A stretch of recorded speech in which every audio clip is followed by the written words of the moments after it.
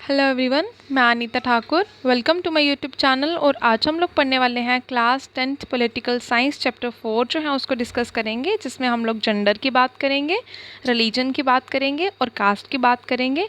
तो इसके ओवरव्यू में ये बताया गया है कि इस चैप्टर में आप लोग बात करोगे कौन कौन से सोशल डाइवर्सिटीज़ जो हैं वो यहाँ पे एग्जिस्ट करती हैं, जिसकी वजह से डेमोक्रेसी को खतरा हो सकता है। पॉलिटिकल एक्सप्रेशंस जो हैं वो किस तरह से सोशल डिफरेंसेस को मतलब इतना ज़्यादा ब्रॉडर सेंस में ले जाते हैं कि जिसकी वजह से क्या होता है कि सोसाइटी जो है वो डिवाइड हो जाती है, ठीक है, डिवीज़न हो जाता है। तो कुछ जगह पर इनइक्वालिटीज़ होती हैं, अनजस्टिस होता है, जिसकी वजह से सोसाइटीज़ जो है वो डिवाइड होती हैं, ठीक है। तो चलिए इनको डिटेल में पढ़ते हैं। जेंडर और पॉलिटिक्स की बात हो रही है यहाँ पर।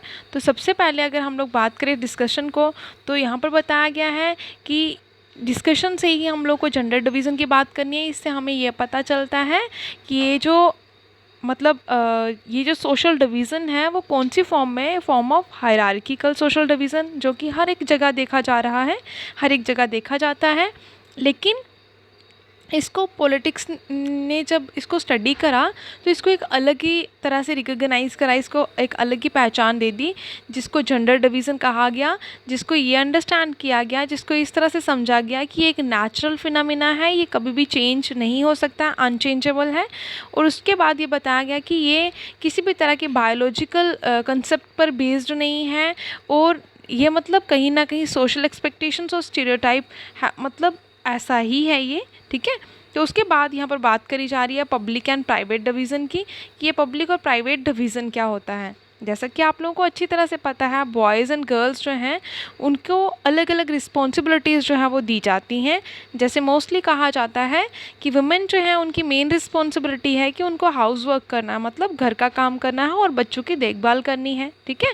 और उसके बाद जिसकी वजह से हम लोगों को ये पता चलता है, ये रिफ्लेक्शन मिलती है कि ये जो सेक्सुअल डिवीज़न ऑफ लेबर है वो बहुत सारी फैमिलीज़ में देखा जाता है, जिसमें ये पता चलता है हमें कि वुमेन जो है वो सारा घर का काम, मतलब जो भी घर के अंदर का काम होता है वो सब काम करती हैं। जैसे कुकिंग होगी, क्लीनिंग होगी, वॉशिंग क्लॉथ्स हो गया, टेलरिंग हो गया, लुकिंग आफ्टर चिल्ड्रन एक्सेट्रा, मतलब जितने भी घर के काम है, खाना पकाना, कपड़े धोना और सफाई वगैरह करना, मतलब स्टिचिंग वगैरह हो गया, या बच्चों की देखभाल करना वगैरह वगैरह, बहुत सारे ऐसे काम हैं जो वुमेन करती हैं।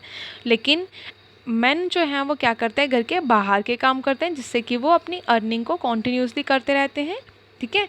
इसका मतलब ये नहीं है कि हाउसवर्क जो भी है वो मतलब आदमी नहीं कर सकते हैं, मेन जो है वो मतलब घर के काम नहीं कर सकते हैं।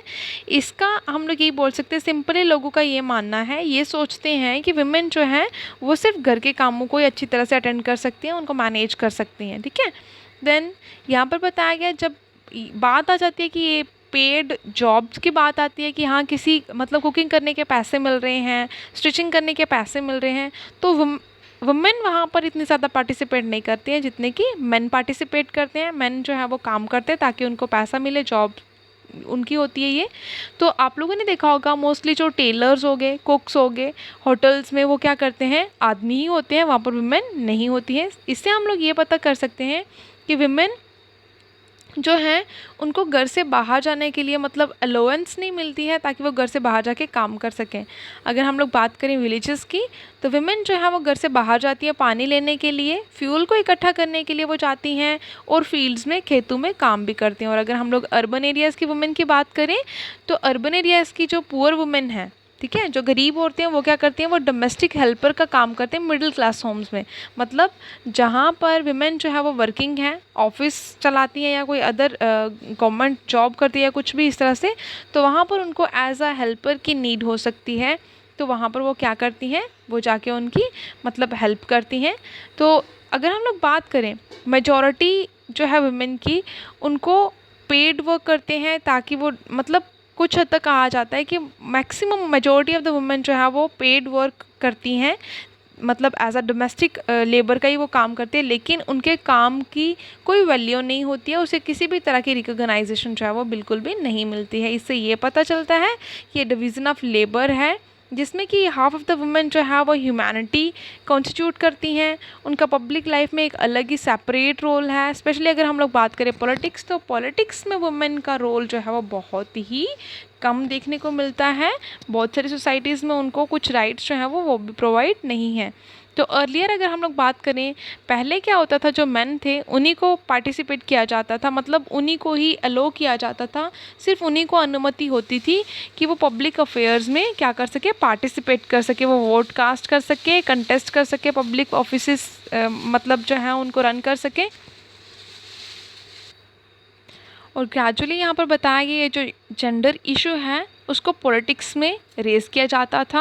और वुमेन जो कि अलग अलग पार्ट से बिलोंग करती थी, वर्ल्ड के अलग अलग पार्ट्स मतलब अलग अलग नेशन से बिलोंग करती थी, उन्होंने क्या करना शुरू किया, उन्होंने कुछ ग्रुप्स ऑर्गेनाइज़ किए, कुछ ऐसे ग्रुप्स बनाए और एजिटेशंस करना शुरू कर दिया, मतलब प्रोटेस्ट करना शुरू कर दिया ताकि उनको इक्वल राइट्स जो है वो मिल सकें। उसके बाद ये जो एजिटेशंस थी वो अलग अलग कंट्रीज़ में मतलब होना स्टार्ट हो गई ताकि उनको वोटिंग राइट्स जो है वो मिल सके। किसको वोटिंग राइट्स की बात कर रहे थे, वो वुमेन को वोटिंग राइट्स जो है वो मिल सके।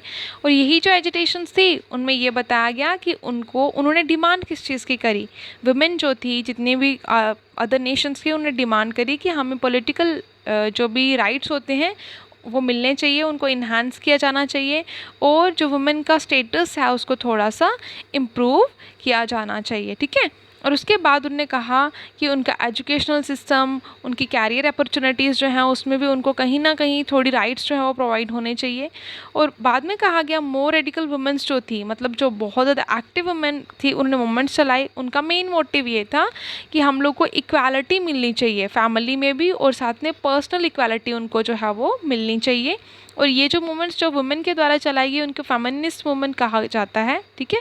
और ये जो पॉलिटिकल एक्सप्रेशन था जिसके थ्रू ये पता चला कि जेंडर डिवीज़न जो है वो कब होता है, और पॉलिटिकल मोबिलाइजेशन से उन्हें ये पता चला कि ये एक क्वेश्चन है जिससे कि हम लोग को ये पता चल रहा है कि वुमेन की एक्चुअल पोजीशन क्या है at the state level, society level या फैमिली का मतलब जो लास्ट लेवल है वहाँ तक, मतलब वुमेन की जो लाइफ है उसके ऊपर कौन कौन से क्वेश्चंस उठाए जा रहे हैं, उनको कौन किस किस तरह की इनइक्वालिटीज़ फेस करनी पड़ रही हैं। तो मैक्सिमम आज के टाइम पर हम लोग देखते हैं बहुत सारी वुमेन जो हैं वो वर्किंग है, एज अ साइंटिस्ट काम करती है, डॉक्टर काम करती है, इंजीनियर काम करती है, लायर हैं, मैनेजर्स हैं, कॉलेज टीचर्स हैं, यूनिवर्सिटी टीचर्स हैं। ठीक है। लेकिन ये पहले ऐसा नहीं होता था, कहा जाता था कि वुमेन जो है वो घर के काम कर सकते हैं, घर के बाहर काम नहीं कर सकती हैं। और बहुत सारे वर्ल्ड के ऐसे पार्ट्स थे, फॉर एग्जांपल जैसे स्कैंडिनेवियन मतलब यहाँ पर बताया गया है कि जस्ट वेट,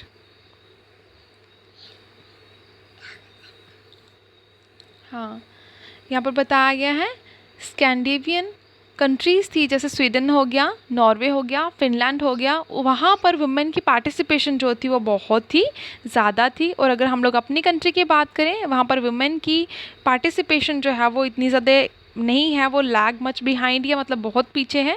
वहाँ मतलब इंडिपेंडेंस के बाद थोड़ी सी इम्प्रूवमेंट आई है, लेकिन आज भी मेल डोमिनेटेड फैमिली से बिलोंग करते हैं, मेल डोमिनेंस में ही हैं हम लोग, आज भी पैट्रियार्किकल सोसाइटीज़ से बिलोंग करते हैं ना।